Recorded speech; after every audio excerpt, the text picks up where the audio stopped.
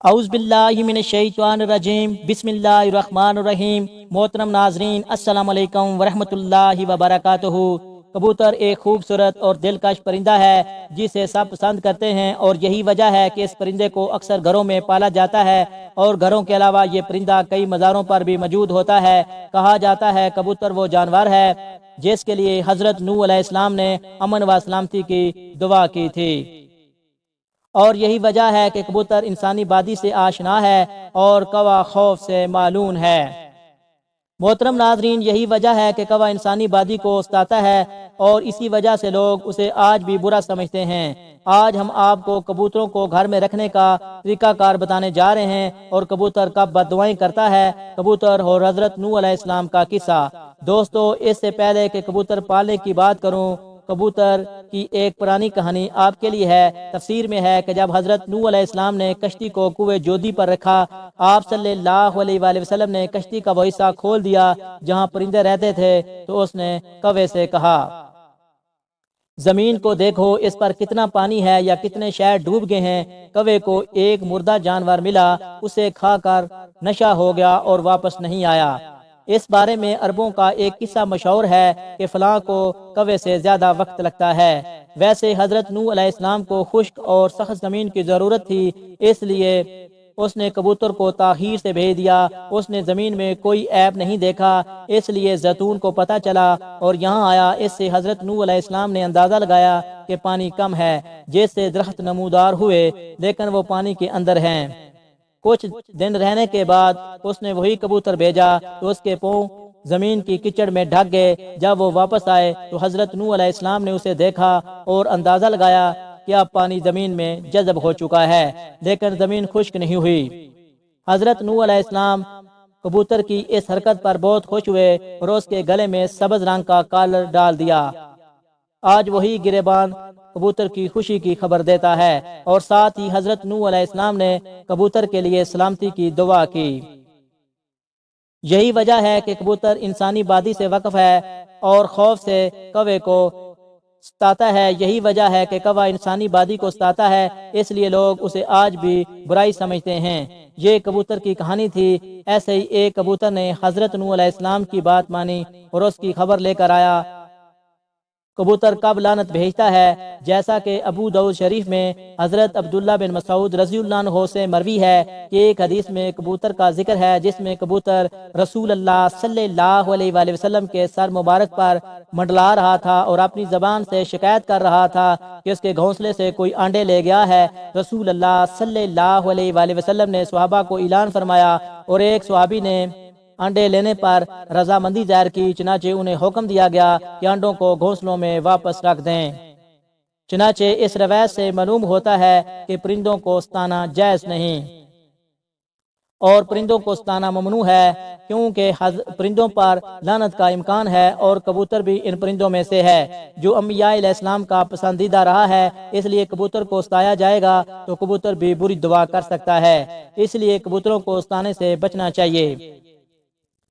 اسلام میں پرندوں کو گھر پر پالنے کی اجازت دیتا ہے۔ فقہا کے نزدیک شوقیہ پرندوں کو گھروں میں رکھنا اور پالنا جائز ہے، بشرط یہ کہ ان کے کھانے اور سردی گرمی اور بارش سے حفاظت کا انتظام ہو۔ جب گھر سے دور ہو تو اس کے لیے ان کے کھانے کا مناسب انتظام کریں۔ سیدنا انس رضی اللہ عنہ کے چھوٹے بھائی نے ایک پرندہ رکھا۔ جب رسول اللہ صلی اللہ علیہ وآلہ وسلم ان کے پاس تشریف لے جاتے تو انہوں نے اس سے کہا، اے ابو عبید، اس پرندے نے کیا کیا؟ بخاری شریف کے حوالے سے یہ حدیث اس کی دلیل ہے کہ اس نے پرندے پالنے سے منع نہیں کیا۔ اگر پرندے پالنے کا کام ہوتا تو رسول اللہ صلی اللہ علیہ وآلہ وسلم انس بن مالک رضی اللہ عنہ کے بھائی کو سے منع فرماتے۔ اس روایت کی بنا پر کہا جاتا ہے کہ پرندوں کو گھروں میں رکھنا جائز ہے، لیکن جیسا کہ میں آپ کو بتا چکا ہوں کہ ان کی پرورش کے لیے پرندوں کی ہر ضرورت کو پورا رکھنا ضروری ہے تاکہ پرندوں کو کسی قسم کی تکلیف نہ ہو۔ تو کبوتر بھی ایک پرندہ ہے، اس لیے کبوتر کو گھروں میں رکھنا درست ہے۔ یاد رکھے، پرندوں کو ستانے کی ممانعت ہے۔ کبوتر کے بارے میں آئیے آپ کو بتاتے ہیں کہ اس کے بارے میں اسلامی تعلیمات کیا کہتی ہیں۔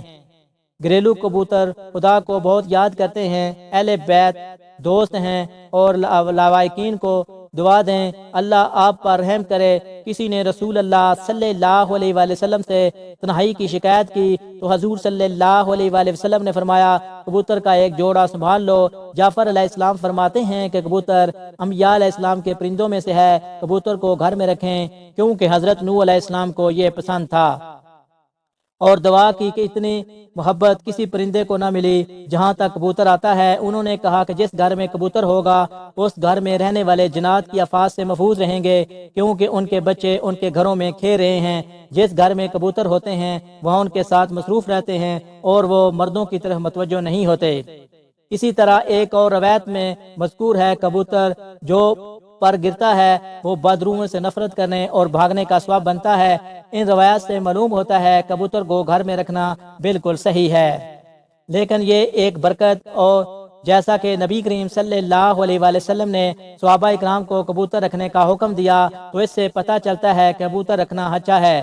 کبوتر پالنے کے حوالے سے واضح رہے کہ بعض لوگ کبوتر کو شوق کے طور پر رکھتے ہیں، ان کا شوق کبوتر پالنے کی حد تک ہے، لیکن کچھ لوگ کبوتر پالنے کی نیت سے کبوتر پالتے ہیں کیونکہ کبوتر پالنا وقت اور پیسے کا ضیاع ہے۔ یاد رکھے کہ کبوتر پالنا ایک مہنگا اور محنت طلب مشغلہ ہے۔ کبوتر کے مقابلے گرم موسم میں منعقد ہوتے ہیں، لیکن ان کی تیاریاں سال بھر جاری رہتی ہیں۔ شوقین ایک کبوتر پر لاکھوں روپے خرچ کرتے ہیں۔ اعلیٰ نسل کے ان کبوتروں کو ایک خاص طریقے سے تربیت دی جاتی ہے اور یہ مقابلے صوبائی اور قومی سطح پر منعقد ہوتے ہیں۔ شوقین افراد آبادی میں پنجرے لگا کر ان پالتو پرندوں پر بہت زیادہ وقت صرف کرتے ہیں۔ اسی لیے اگر فقہا کی کبوتر اڑانے کے بارے میں پوچھا جائے تو وہ اس کی تصحیح نہیں کرتے، کیونکہ یہ پیسے اور وقت کا ضیاع ہے جو ضائع ہو جاتی ہے۔ اس لیے ہمیں ایسی حرکتوں سے بچنے کی کوشش کرنی چاہیے۔ محترم ناظرین، کبوتروں کے بارے میں دلچسپ حقائق۔ کبوتر بہت ہی ذہین پرندہ ہے جو لوگوں کو ان کی تصویر بھی پہچانتا ہے۔ سائنسدانوں کا خیال ہے کہ کبوتر آئینے میں اپنی تصویر دیکھ کر خود کو پہچان سکتا ہے، یعنی چہرے کی پہچان کی حد تک یہ خود آگاہ پرندہ ہے۔ یہ خصوصیت دوسرے پرندوں میں نہیں پائی جاتی، اس لیے اس کی اپنی ایک الگ حیثیت ہے جو انہیں اس خصوصیت میں کسی دوسرے پرندے پر ممتاز کرتا ہے۔ اس کے علاوہ دوست اور کبوتر بھی حروف کو پہچاننے کی اصلیت رکھتے ہیں۔ سائنسدانوں نے ایک تجربے کے ذریعے یہ ثابت کیا ہے کہ کبوتر انگریزی کے پورے حروف تہجی کو پہچانتا ہے، جو ان کی ذہنی استعداد کا عکاس ہے۔ کبوتر اپنی چونچ سے پانی چوس کر پینا جانتا ہے، جبکہ یہ خصوصیت دوسرے پرندوں میں نہیں پائی جاتی۔ کبوتر ہزاروں میل دور سے اپنا گھر تلاش کرتے ہیں۔ متعدد نظریات پیش کیے گئے ہیں کہ یہ کیسے ممکن ہے کہ باشمول مغناطیسیات کا ایک نظریہ ہے جس کی وجہ سے کہ حیات سورج کو مشرق اور مغرب کی سمتوں کا تعین کرنے کے لیے بطور رہنما استعمال کرتا ہے۔ خیال کیا جاتا ہے کہ وہ زمین کی مغناطیسی قوت کو پہچان سکتے ہیں، اس لیے وہ آسانی سے اپنے گھر کا راستہ پا لیتے ہیں۔ کبوتر 70 سے 75 کلومیٹر فی گھنٹہ کی رفتار سے اڑ سکتے ہیں۔ پرواز کے دوران اس کی اونچائی فی 1000 فٹ سے زیادہ ہو سکتا ہے۔ بعض اوقات کبوتر اپنے گھر کا راستہ تلاش کرتے ہوئے ایک دن میں 1000 کلومیٹر سے زیادہ کا فاصلہ طے کر سکتے ہیں۔ ایک دفعہ ایک کبوتر نے تقریباً 12000 کلومیٹر کا فاصلہ 55 دن کی مسلسل پرواز سے طے کیا تھا۔